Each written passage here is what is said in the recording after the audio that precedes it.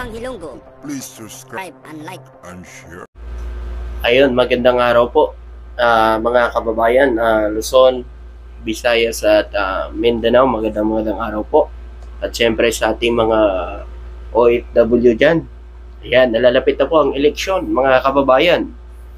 Bumoto po tayo ng tama. Bumoto po tayo yung mga kandidato na para sa bayan, hindi na para sa isang tao lang. At bumoto po tayo yung mga naniniwala sa West Philippine Sea na handang ipaglaban ang ating mga teritoryo. Huwag po tayo bumoto doon sa mga tao nagkokonwari lang tuwing eleksyon na handa silang ipaglaban itong West Philippine Sea kasi eleksyon, 'di ba? Na handa pa daw umano magbuwis ng buhay niya diyan sa West Philippine Sea kasi nga eleksyon. Ngayon mga kababayan, nasa kamay nyo na yan. Kaya please lang po, wag ho agad-agad bumoto, maniwala sa mga propaganda nila ngayong ginagawa. Yung mga paninira nila sa gobyerno, kay BBM, pili ho kayo yung mga tao talaga na handang magserbisyo para sa ating mga Pilipino. Hindi para magserbisyo sa isang tao lang. So, bago yan, mga kababayan, ako'y nagpapasalamat sa lahat nating mga viewers at sa mga subscriber natin na aabot na pala tayo ng 200,000 subscribers. So, ilan lang yung kulang. So, ito po mga kababayan, gusto ko lang po i-share ito sa inyo, itong naging pahayag po ni dating Senador Antonio Trillanes o tumatakbo ngayong mayor ng Caloocan. Inamin niya po mismo dito mga kababayan na siya ang may pakana ng pagpapahuli kay dating Pangulong Duterte dahil siya po ang nag-file ng kaso kay dating Pangulong Duterte doon sa ICC. At alam niyo po ba mga kababayan, ayon dito, bago ko iparinig, i-explain ko muna, ayon dito kay Antonio Trillanes mga kababayan, ang kaso na ito ay 2017 pa na i-file ang kaso na ito. So, ibig sabihin mo mga kababayan, presidente pa si Tatay Digong nyo. O mga didiles presidente pa si Tatay Digong nyo. Kaya wala akong kasalanan si BBM kung nahuli man siya ng ICC. Una-una sa lahat, kita naman natin sa may Congress, nung pinatawag ito si dating Pangulong Duterte, minamadali niya pa nga yung ICC, di ba? Sinasabi niya pang hurry up. Baka hindi na daw siya maabutan na buhay ng ICC. So, wala tayong magagawa diyan. Tinupad lang naman yung hiling niya, 'di ba? Pero kung sisisihin yung administrasyon ngayon, isipin nyo, panahon niya pa yan, pinail ang case na yan. Pakinggan po natin itong paliwanag ni Antonio Trillanes patungkol dito sa pagdakip kay dating Pangulong Duterte ng ICC.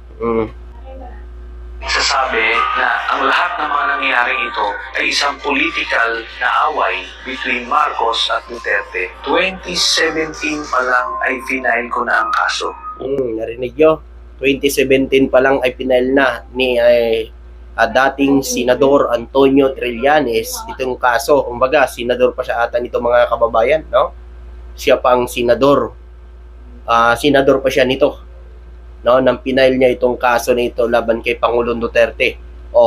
Kaya nga sa mga kababayan natin, bago kayo salita o mga DDS dyan na pinagbibintangan ng ating Pangulong Bongbong Marcos, alam nyo, halatado naman Kaya nyo yan ginagawa para lang may maisisi. Para mga kababayan, ito po yan Kapag napatalsik nila si BBM, pag napalitan nila yan si BBM, sino ba ang Vice President natin? Si VP Sara, di ba? Pag napatalsik si BBM, matik yan. Uupo kagad si VP Sara Duterte. Kumbaga, ginagawa na lang nila issue, isisi kay PBBM itong pagdakip kay dating Pangulong Duterte ng ICC.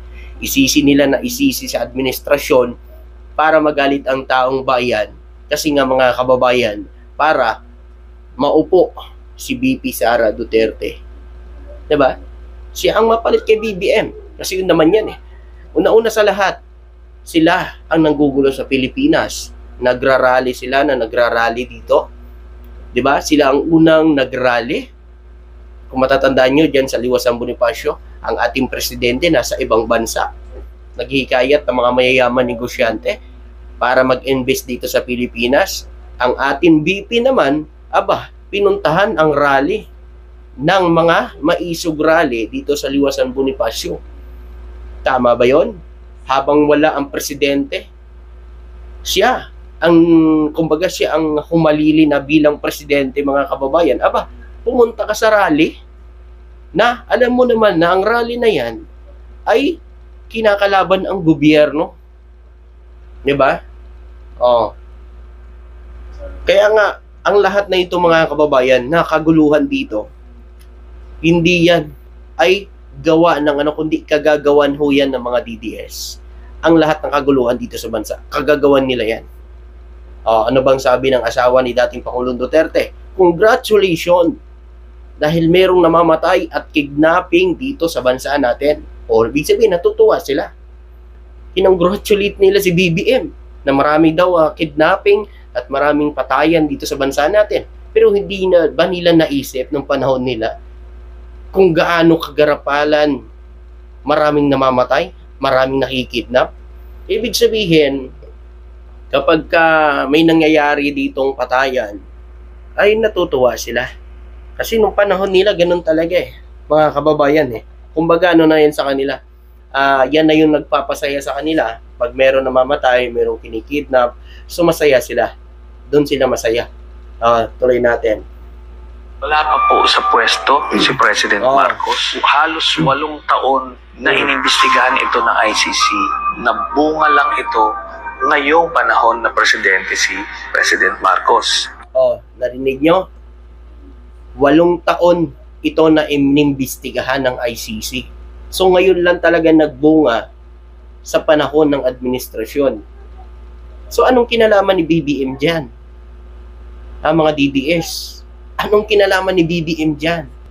Una-una sa lahat, kung ako man ang presidente, na lagi naman laman ng isip ninyo, laman ng bunganga ninyo, adik, bangag na presidente, hindi ko na kayo tutulungan. Bakit ko pa kayo tutulungan kung sinisiraan nyo naman ako sa taong bayan? Pero paano pa sila tutulungan ni BBM? Lagi na lang sinasabi nila sa mga rally nila, bangag adik si BBM. Gusto nga nila pababain Di ba nga lagi nilang sinisigaw, resign BBM, resign BBM. O bakit hindi siya nananahimik? Siguro naman maintindihan nyo. Kasi siyempre, Vice President yung anak niya. Kasi ito mga kababayan, siguro kung hindi Vice President yung anak niya, kung ibang Vice President itong kasama ni BBM, sa tingin nyo ba, mag-iingay yan si dating Pangulong Duterte? Hindi mag-iingay yan. Kasi wala siyang mapapala. Kasi ibang tao yung Vice President. Pero dahil ang Vice President ay anak niya, talagang mag-iingay po yan. Para siraan ang administrasyon sa taong bayan. Di ba nga sabi nila, mag-people power daw sila. Kalukuhan na lang yan. Ilang beses ba nila sinabi yan? Papabagsakin nilang gobyerno, nangyari ba? Kasi nga nasa tamang landas ang mga Pilipino ngayon. Maganda ang pamamalakad ng administrasyon. Kung meron man ng gugulo, kayo lang yon ng mga DDS. Tuloy natin. Hindi po ito panggigipit kay Duterte, kundi isa po itong katunayan na mayroong hustisya sa mundo. Kaya patuloy ka pa rin, itataya ang buhay ko para sa inyo. Dahil alam ko, punong-puno tayo ng pangarap na gusto nating magbago ang bansa natin. Kaso nga lang, walang tumatayo, walang nakikipaglaban, at walang totoong nagmamahal. Masakit man tanggapin, Pilipino tayo, pero binababoy tayo. Kaya ako ito pinaglaban. Na kahit itaya ko ang buhay ko, hindi ko tatalikuran ang pinangako ko sa inyo. Narinig nyo? Yan kasi, si Antonio Trillanes kasi ang tumulong sa mga biktima ng AGK. Ngayon, nabigyan na sila ng hustisya. Kaya si Antonio Trillanes, mga kababayan, ay talagang masigasig na nilabanan niyan si dating Pangulong Duterte kahit ng presidente pa siya. O bakit hindi nila naipakulong si Senator Trillanes sa binibintang nila dati? O, kasi nga, wala silang matibay na ebidensya. At, alam nyo ba, si Senador Antonio Trillanes, no? Malaking tinik yan sa lalamunan nila nung panahon nila. Di ba nga si Pulong Duterte, pinapakubad pa nga ito ni Senador Trillanes dati para ipakita ang tattoo sa likod, pero ayaw niya. So, ibig sabihin, may tinatago sila. Kung wala naman, bakit naman siya natatakot? Kung wala naman tattoo o walang meaning yung tattoo sa likod, ba't sila natatakot? O ngayon, ang nangyari ngayon, sa pag-aristo kay dating Pangulong Duterte, ay wala akong kasalanan ang presidente ngayon. Una-una sa lahat, inamin po yan ng dating Pangulong Duterte na walang kasalanan si Marcos sa nangyayari ngayon sa kanya sa ICC. Yung pag-imbestiga ng ICC, ay wala akong kasalanan dito si Pangulong Bongbong Marcos. Tama naman. Ikaw ang gumawa ng AGK, ikaw nagpatupad ng war on drugs, kaya dapat lang aminin mo. Kala ka namang aminin ni BBM, wala naman sa posisyon si BBM nung panahon na yan. Siya ang nasa gobyerno noon, nung pinatupad niya yung AJK na yan. Kaya dapat lang aminin niya na siya ang may kasalanan dyan, hindi si BBM. Pero bakit ang pinagmumukha itong mga didili, si BBM ang may kasalanan? Dahil ba nahuli? O dahil ba sinisisi nyo na lang talaga si BBM? Para siyempre magalit ang taong bayan kay BBM. Diba? Para magalit ang taong bayan sa administrasyon ngayon. Diba? Makakuha kayo ng simpatya na si BBM ay ipinagkalulo ang bansa natin. Ganun lagi sinasabi ninyo. Pero ang totoo, sinusunod lang ng administrasyon ang batas, ang nasa batas. Paano kasi nung panahon nila, walang batas madilim. So mga kababayan, ito lang masasabi ko. Walang kinalaman si BBM dito sa kagagawan ng past admin. Kung ano man ang nangyari sa kanya, dinakad siya ng ICC, kagagawan niya yan, kung malinis siya, edi mas maganda, makakalaya at makakabalik siya dito sa Pilipinas. Yun lang yun. Hindi dapat kayo matakot kung wala siyang kasalanan.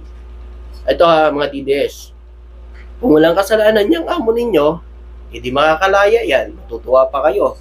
Kung matutuwa ang mga Pilipino, ibig sabihin, maganda ang pamamalakad niya sa war on drugs niya. Pero kung may kasalanan sa sundin niya ang batas, managot siya sa batas. Yun na yun. Maraming salamat at magandang araw po sa inyo lahat. Thank you.